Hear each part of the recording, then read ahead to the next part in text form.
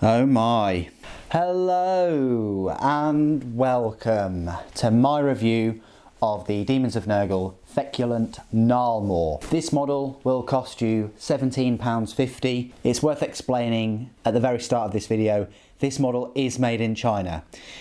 Even though it is a model that can be used in-game and has rules and things, it is also a scenery piece. And as such, most if not all of Games Workshop's scenery pieces and all of their books, their Forge World books and their codexes and things, are all made in China. For better or for worse, one thing I will say is it is a different type of plastic. I guess it's a cheaper type of plastic. I don't think it holds as much detail as the plastic that Games Workshop themselves use in their Nottingham factory, but you can typically tell if it's a cheaper plastic. It's harder for one.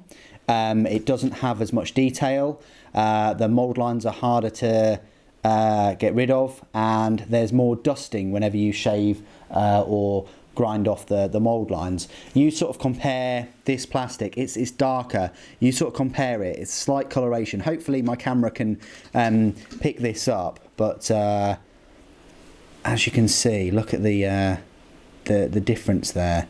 There's just not as much detail going on. But yeah, whether you think that's a bad thing or good thing is totally up to you. Games Workshop have decided to do that for this model. I didn't really have many issues building the model at all, other than the mould lines, which again are a bit more difficult to get off than your normal sort of softer plastic. It's smaller than I thought it would be. I thought it would be probably double the size of this, you know, considering it is a tree, and you know, you've got a Space Marine or normal size person is only sort of double the height of it. I was expecting it to be at least 3 or 4 times the height of a, you know, sort of standard model. It doesn't come with a base, and I think a base would really work well with this model, specifically the Great Unclean One's base. I think that is a perfect size base for it. I'm not sure on the size. I think it's 140mm. Yeah, it doesn't say. It's either 140 or 160. But if you were to get the base, I think it's like £4 on Games Workshop's website, which is a fair amount just for a base. But even if they sold this model for sort of £20 with the base, I think that would be a good way to go, because then at least it gives you the option of either using it or not. And if you don't want to use it, then you've got a spare base, haven't you? But I just think it would really work with the base, because then it gives you the option of gluing Nurglings and things around it. I mean, you could glue Nurglings on, you know, this part anyway, if you wish. The detail, yes, it's this sort of cheaper, harder plastic that they use in all their scenery kits, so there's not as much detail as normal, but the detail that they do have on it is sufficient. There's a load of maggots down in this spiky hole, and then there are all of these bubbly spot things on these kind of eye parts. Then you've got the Marlborough kind of tentacles in places on the base and on the top. I take it these are where more Feculent Gnarlmaws will sort of grow out of. There is a little bit of a gap here in the model, but a bit of you know, plastic cement and stuff cleans that up. You're not going to have too many gaps with this one.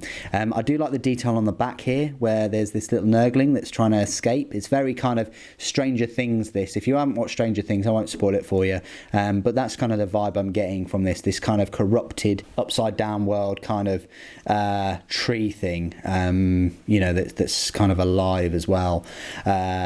And animated, but all the bells are a nice touch. You don't have to put any of the bells on, they're completely optional.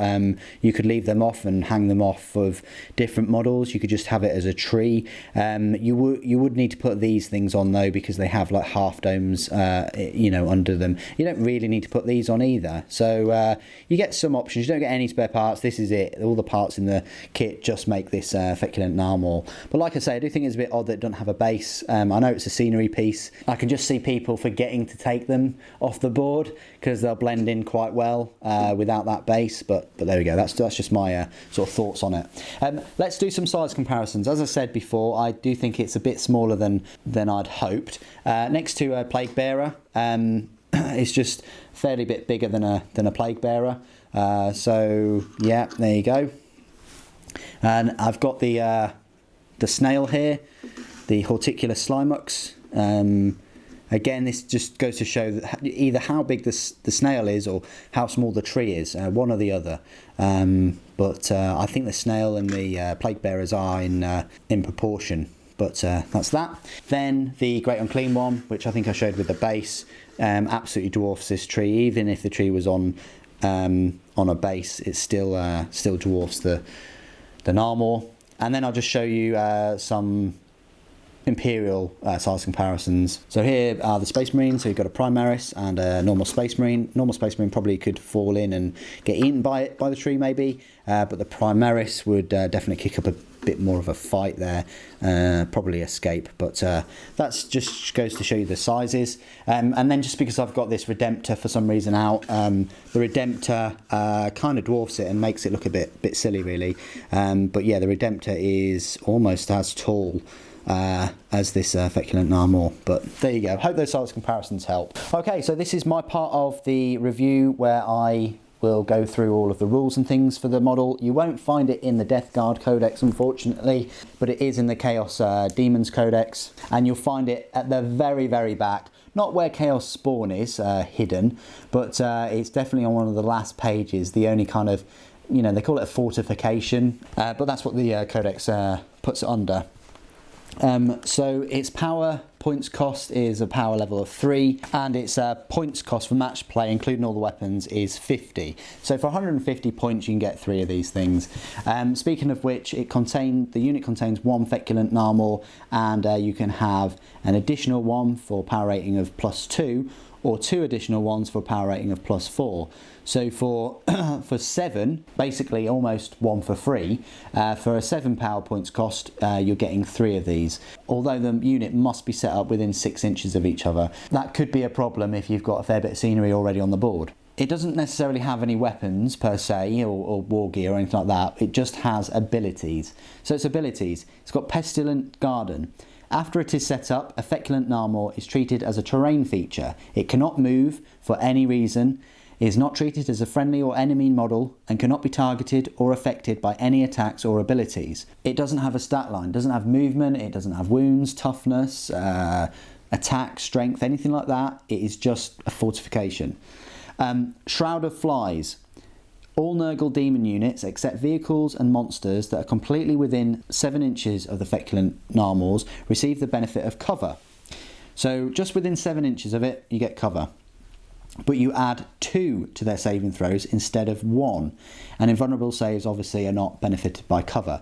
Sickness Blossoms. At the start of your turn, roll a d6 for every unit that is within 3 inches of any Feculent Gnarlmaws, and on a 4+, that unit suffers 1 mortal wound, but on a 6 it suffers d3 mortal wounds instead, and Nurgle units are unaffected by this ability. So that's great. You get any enemies going close to this thing, when I mean close, you know, the 3-inch kind of bubble, then they've got a 50-50 chance of knocking off those mortal wounds. That's horrific, especially if you've got some kind of long range unit or something like that nearby. This will make an opponent think twice about attacking that unit within 3 inches of this Gnarlmaw. The Plague Bell's Chime. Nurgle demon units that are within 7 inches of any Feculent Gnarlmaws at the start of their turn can shoot and or charge this turn, even if they fell back or advanced. That's pretty good. So they can still shoot or charge even if they've advanced, but obviously 7 inches, you know, they've got to be within that 7 inches of them. And finally, Gnarlmaw is a conduit to Nurgle's domain. You can re-roll any of the dice used in the summoning roll when a Chaos character from your army that is within 7 inches of any Feculent Gnarlmaw attempts to summon a unit of Nurgle demons to the battlefield using a demonic ritual. That is probably the main reason why you get it. The cover saves are great, the mortal wounds are great, the ability to advance is also great, but this conduit, having that bubble of 7 inches and you can re-roll any of those summoning dice is just fantastic. So this thing is, although it's 50 points, but it's 50 points well spent, I tell you. And it doesn't break the bank money-wise either. It's not, you know, 20 quid or 25 quid or anything like that. So a lot of buffing going on. I just would have liked to have seen Games Workshop build on this. Personally, I would have liked to have seen Games Workshop bring out a Khorne Codex, a Nurgle one, a Slanesh one, and a Tzeentch one, all all separate, all with their lore, all with their unique units, and actually all with their unique foliage or trees or symbols, something like that. So like a Slanesh one could be quite a phallic looking sort of growth erupting out of the ground. Maybe a mushroom. Okay, I'm getting a bit too into this, but anyway, you get what I'm coming from. That Nurgle seem to be the only one that have this, and I think there should be more sort of iconography, totems, scenery that's affected by these ruinous, immensely powerful chaos forces. In my opinion, I think that. The faction keywords: Chaos, Nurgle and Demon. And the keyword is obviously Feculent Gnarlmaw. So despite it being made in China with the cheaper, harder plastic, I think it is a great looking model, especially when painted well. They've done a really, really good job with the painting, especially with the Nylok oxide or whatever they've used for on the base. Very kind of reminiscent of kind of Marlborough. I wanted more though. I wanted the tree to be bigger. I also wanted different trees, a tree or mushroom type structure as well that had the Marlborough kind of tentacles on the top with a bigger mouth, but maybe a horizontal one instead of this vertical gash. But there we go. I think it's a great start, and I think it does set the precedent. I would have liked to see a base in the kit as well, because like I said before, it could then give you an option whether you wanted to base it as a unit or not.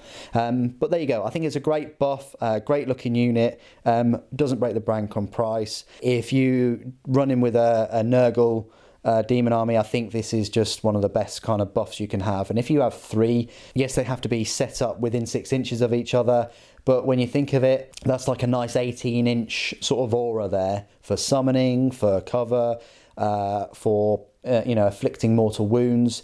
Your opponent is going to be clever with that though. They are going to try and avoid that, but at the same time they can't really destroy them, so they're not going to be affecting that summoning. You're going to be able to summon and re-roll the summoning dice, and they can't really get them off the board. It's a fortification. You can have 3 of them in one choice.